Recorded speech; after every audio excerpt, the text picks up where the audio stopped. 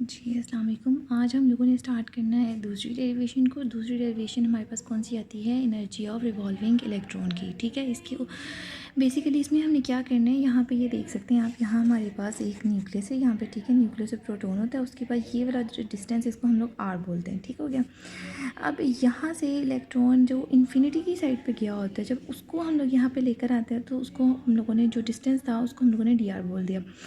अब यहाँ पे ये वो पॉइंट होता है इन्फिनिटी का जहाँ पे पोटेंशियल एनर्जी जो है वो ज़ीरो होती है। ठीक हो गया, इतनी बात की आप लोगों को समझ आ गई है।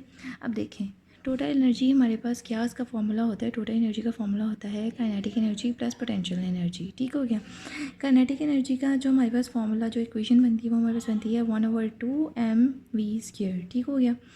काइनेटिक एनर्जी यहाँ तक होगी कंप्लीट। सारा काम यहाँ पे आता है पोटेंशियल एनर्जी का। ठीक है, अब आगे हम पोटेंशियल एनर्जी को देखेंगे। ये देखिए जी, वर्क डन, इसका फॉर्मूला पहले देखते हैं, इक्वेशन देखते हैं क्या होती है। Work done is equal to force applied multiply by distance covered. और डिस्टेंस कवर्ड में हम लोगों ने क्या बोला था? D R. और फोर्स अप्लाइड का फॉर्मूला जो है वो हम लोगों ने पीछे पढ़ा था, जो हम लोगों ने लास्ट इक्वेशन की, उसके अंदर हम लोगों ने देखा था कि एफ इज इक्वल टू किसके इक्वल होता है? C square over 4 pi epsilon not और आर स्क्वायर, यानी कि जो उसका डिस्टेंस है उसका स्क्वायर, रेडियस का। ठीक हो गया। अब हम लोगों ने क्या किया है, ये हमारे पास आ गई ये वाली इक्वेशन, और ये डी आर जो था डिस्टेंस कवर्ड, वो हम लोगों ने यहाँ पे देखा, मल्टीप्लाई कर दिया साथ। ठीक हो गया। अब हम लोगों ने क्या किया, हम लोगों ने यहाँ पे लेना है, इसकी इंटीग्रेशन करनी है हम लोगों ने। ठीक है, अब यहाँ पे जब हम लोगों ने इंटीग्रेशन की तो इंटीग्रेशन में हम लोगों ने देखें, यहाँ ऊपर हमारे पास रेडियस का आर आ गया और ये हमारे पास इन्फिनिटी आ गया, क्योंकि हम लोगों ने यहाँ से मतलब यहाँ पे आके इसकी इंटीग्रेशन करनी है। ठीक है, तो यहाँ पे हम लोगों ने इसकी इंटीग्रेशन कर ली। इंटीग्रेशन करते हुए हम लोग देखते हैं कि यहाँ पे ये सारी इक्वेशन जो है हमारे पास कांस्टेंट है, जबकि आर जो है वो हमारे पास आर स्क्वायर कांस्टेंट नहीं है। ठीक हो गया। अब हम लोगों ने इस सारे की इंटीग्रेशन ले लेनी है, लेकिन हम लोगों ने इस सारी की इंटीग्रेशन नहीं लेनी, सिर्फ 1/r स्क्वायर की इंटीग्रेशन लेनी है। ठीक है, वो हमारे पास किस तरह से आएगी ये देखें। अगर हम लोग इंटीग्रेशन को देखें कि क्या किस तरह से हम लोग करते हैं, तो ये देखिए हमारे पास ऊपर है 2 और नीचे हमारे पास 1 आ गया। 1/x की पावर n है, और यहाँ पे वही डी आर था, तो हम लोग यहाँ पे इक्वेशन समझाने के लिए dx कर देते हैं। अब जब हम लोगों ने इंटीग्रेशन की तो हम लोगों ने क्या किया, ये वाला जो x नीचे था ये x ऊपर चला गया ऐसे। ठीक है, इसकी जो पावर थी वो नीचे पॉजिटिव की थी, ऊपर जाके माइनस की होगी, और ये जो 1 था जो यहाँ पे वैल्यू थी वो उसके साथ ऐड अप होगी। ये देखें x - n+1। ठीक हो गया। उसके बाद अब हम लोग जब आगे चलते हैं तो ये वाली 2 लाइंस हम लोगों ने लगा दी, और जो चीज़ यहाँ पे पावर में थी ना वही चीज़ हम लोगों ने यहाँ नीचे डिवाइड कर दी, वैसे की वैसी सेम साइंस के साथ। अब यहाँ पे 1 2 और 1 इस तरह, 2 ऊपर था 1 नीचे था, तो यहाँ पे भी हमारे पास वैसे ही रहा। अब हम लोगों ने क्या किया, अब यहाँ पे इक्वेशन देखते हैं कि जब हम लोगों ने 1/r स्क्वायर की जो इंटीग्रेशन करनी है किस तरह से होगी।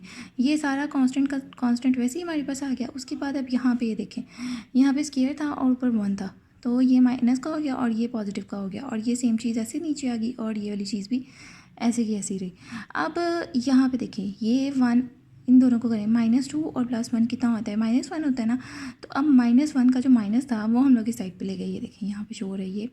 और उसके बाद अब ये वाली इक्वेशन जो ऊपर वाली साइड है उसको यहाँ पे देखें, यहाँ पे जब हम साइड पे चेक करते हैं तो ये देखें r - 2 + 1, तो इसमें क्या आया -1, और -1 को हम लोग क्या लिखते हैं 1/r लिख सकते हैं, और वैसे ही हम लोगों ने एज इट इज़ यहाँ पे लिख दिया। लेकिन ये वाली जो लाइंस हैं इनको हम लोगों ने रिमूव नहीं करना अभी। ठीक है, अब हम लोग और नीचे आ गए। अब ये जो इन्फिनिटी वाली चीज़ है, ठीक है, ये r की जो पावर है वो तो हमारे पास ये वाली चीज़ आ गई ना। इन्फिनिटी में हम लोगों ने क्या लिखा है, इन्फिनिटी में हम लोगों ने 1/∞ लिख दिया, और 1/∞ किसके इक्वल होता है? 0 के इक्वल होता है।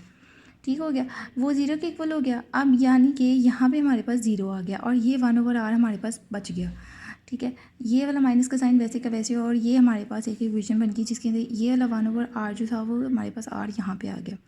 ठीक है, और ये हमारे पास एक इक्वेशन बन गई 4 वाली, यानी कि हम लोगों ने पोटेंशियल एनर्जी जो थी वो फाइंड आउट कर ली। अब हम लोगों ने नेक्स्ट स्टेप में क्या करना है, हमारे पास फॉर्मूला था वर्क डन का, work done is equal to force applied और मल्टीप्लाई, ये हमारे पास था काइनेटिक एनर्जी का। टोटल एनर्जी हमारे पास किस तरह से आएगी, kinetic energy plus potential energy. Kinetic energy की हमारे पास ये वाली इक्वेशन आ गई और पोटेंशियल एनर्जी की हमारे पास ये वाली इक्वेशन आ गई। अब हम लोगों ने क्या करना है, यहाँ पे हम लोगों ने ये इक्वेशन दोबारा लिखी। अब यहाँ पे हम लोगों ने काइनेटिक एनर्जी और पोटेंशियल एनर्जी इन दोनों की वैल्यूज़ पुट कर लेनी है, ठीक है। टोटल एनर्जी की जगह हम लोगों ने ई लिख लिया। अब हम लोगों ने क्या किया, यहाँ पे ये हमारे पास फिफ्थ इक्वेशन बन गई। अब हम लोगों ने लास्ट वाली पे जो हम लोगों ने पहले इक्वेशन की थी, ये चेक करें। यहाँ पे हमारे पास एम वी की वैल्यू आई थी, ठीक है।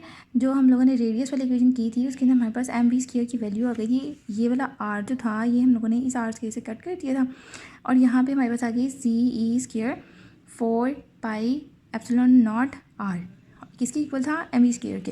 यही value same as it is हम लोगों ने उठा के लिख देनी है यहाँ पे, ठीक हो गया।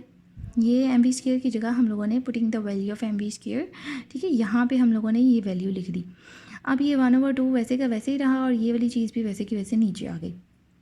अब हम लोगों ने क्या किया, हम लोगों ने इसका एलसीएम ले लिया। दोनों चीज़ें माइनस होनी है, एलसीएम ले लेंगे। इस 2 को भी अंदर ही हम लोगों ने ना मल्टीप्लाई कर लेना, तो हमारे पास 8 एलसीएम आ जाएगा। उसके बाद यहाँ पे हमारे पास 1 ही आ गया और यहाँ पे जब हम लोगों ने 8 को 4 से डिवाइड किया तो हमारे पास 2 आया, उसको हमने ऊपर मल्टीप्लाई कर दिया तो हमारे पास 2 GE² आ गया, ठीक हो गया। ये वाली चीज़ हमारे पास आ गई। अब हम लोगों ने इन दोनों को माइनस किया, हमारे पास माइनस का GE² आ गया और ये वाली नीचे वाली चीज़ डिनोमिनेटर की वैसे आ गई और ये हमारे पास एक और इक्वेशन बन गई, क्रिएट हो गई 6, ठीक है। अब हम लोगों ने क्या किया, यहाँ पे हम लोगों को आर की वैल्यू, हमें आर की वैल्यू का भी पता है ना, रेडियस की जो वैल्यू होती है वो वाली वैल्यू उठा के जो आर की वैल्यू थी ना वो हम लोगों ने यहाँ पे लिख दी, ठीक है। इस जगह पे हमने आर की वैल्यू जो है वो लिख दी, जो वो भी हमें लास्ट इक्वेशन में पता थी। तो अब ये इक्वेशन कुछ इस तरह से बन गई। अब ये वाली चीज़ दोबारा से ऊपर, जिस तरह ये ऊपर चला जाएगा और ये वाली चीज़ नीचे डिनोमिनेटर में रह जाएगी, तो हम लोगों ने इस तरीके से इसको मल्टीप्लाई कर देना है, ठीक हो गया। माइनस GE² आ गया और 8 पाई एप्सिलॉन नॉट आ गया और ये वाली चीज़ ऊपर चली गई GE² पाई एम और उसके बाद divided by N² H² epsilon not आ गया, ठीक है। अब हम लोगों ने क्या करना है, जो चीज़ें इसमें से कट हो रही हैं वो हम लोग काट देंगे। जैसे ना ये पाई जो था ये पाई से कैंसिल हो गया। यहाँ पे देखें इन दोनों को हम लोगों ने जब मल्टीप्लाई किया तो जी का स्क्वायर और E4 आ गया हमारे पास, ठीक है। एम का एम वैसे आ गया और नीचे हमारे पास एप्सिलॉन नॉट भी 2 दफ़ा था तो उसके ऊपर भी हम लोगों ने स्क्वायर लिख दिया, N² H² वैसे ही आ जाएगा और 8 भी वैसे का वैसे ही आ जाएगा। ये पाई जो था ये पाई से कैंसिल आउट हो गया। तो हमारे पास इक्वेशन कुछ इस तरीके की बन गई, ठीक है। इसके अंदर हम लोग देख सकते हैं कि ये सारी चीज़ें जी स्क्वायर E4 E⁴ और M8 उसके बाद divided by 8 epsilon not square और उसके बाद H², ये सारी चीज़ें जो है हमारे पास कांस्टेंट है सिवाय इस N² को निकाल के, ठीक है। ये हमारे पास ये सारी चीज़ें कांस्टेंट आ गई और ये N² जो है ये हमारे पास कांस्टेंट नहीं है, इसको हम लोगों ने साइड पे लिख दिया। अब ये सारी वैल्यूज़ जो हैं यहाँ पे हम लोगों ने ये सारी वैल्यूज़ लिखी हुई हैं, ठीक है। ये वाली सारी वैल्यूज़ हमारे पास लिखी हुई हैं। अब हम लोगों ने सेम एज इट, अगर जी का स्क्वायर है तो हम लोगों ने इसका स्क्वायर ले लेना है। अगर इस तरह से जहाँ पे यहाँ पे ई का भी ई की पावर भी हमारे पास 4 आती है, इसको भी हम 4 टाइम्स कर देंगे, ठीक है। इस तरह करके ये सारी वैल्यूज़ लगा के तो हम लोगों ने यहाँ पे इस कांस्टेंट की एक वैल्यू निकाल ली। वो वैल्यू हमारे पास ये आ गई, ठीक है। -2.17 मल्टीप्लाई 10⁻⁻18 जॉल में आ गई, ठीक है। ये जॉल में आ गई और ये जो N² था यहाँ पे हम लोगों ने नीचे डिनोमिनेटर में वैसे लिख दिया। ये हमारे पास इक्वेशन क्रिएट हो गई एनर्जी की। अब ये हमारे पास जॉल में है। अब इसको जब हम लोगों ने जॉल से किलो जॉल पर मोल में कन्वर्ट करना है तो उसके लिए हम लोग इसको एवोगाड्रोस नंबर से करेंगे मल्टीप्लाई और इसको 1000 से कर देंगे डिवाइड, ठीक हो गया। तो जब वो इस तरह से ये वाली इक्वेशन को भी इस वैल्यू के साथ हम लोगों ने किया, मल्टीप्लाई किया, तो हमारे पास आ गया 1312.8, ठीक हो गया। ये आ गया। इसको बाद में हम लोगों ने N² से डिवाइड कर देना है और बेसिकली हमारे पास ये एनर्जी की इक्वेशन क्रिएट हो जाती है किलो जॉल पर मोल में और ये वाली जॉल में। तो इसको प्रेफर करते हुए हम लोगों ने nth की जितनी भी एनर्जी होगी nth ऑर्बिट की वो हम लोगों ने फाइंड कर लेनी है। अब यहाँ पे फर्स्ट ऑर्बिट में करेंगे तो फर्स्ट की कर देंगे, सेकंड में करेंगे तो सेकंड 2 का स्क्वायर ले लेंगे, 3 का करेंगे तो 3 का स्क्वायर ले लेंगे। तो इस तरह से करते ये वाली वैल्यू पुट करते हुए हम सारी फाइंड आउट कर लेंगे। तो बेसिकली हमारे पास ये एक इक्वेशन तैयार हो जाती है, ठीक है। इस डेरिवेशन में कहीं भी कोई भी मसला हो तो आपने पूछ लेना है, ठीक है जी। अल्लाह हाफ़िज़, मिलते हैं नेक्स्ट वीडियो में।